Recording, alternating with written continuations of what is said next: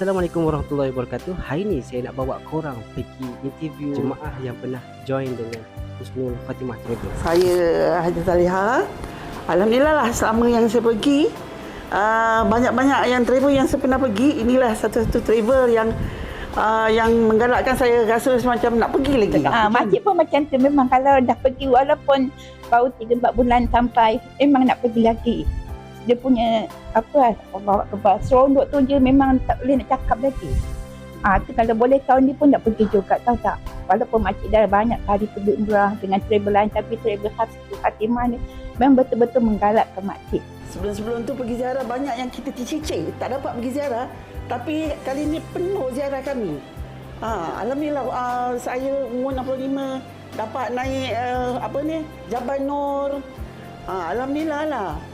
Kita macam tak adalah dulu kalau pergi balik dah penat, dah demam.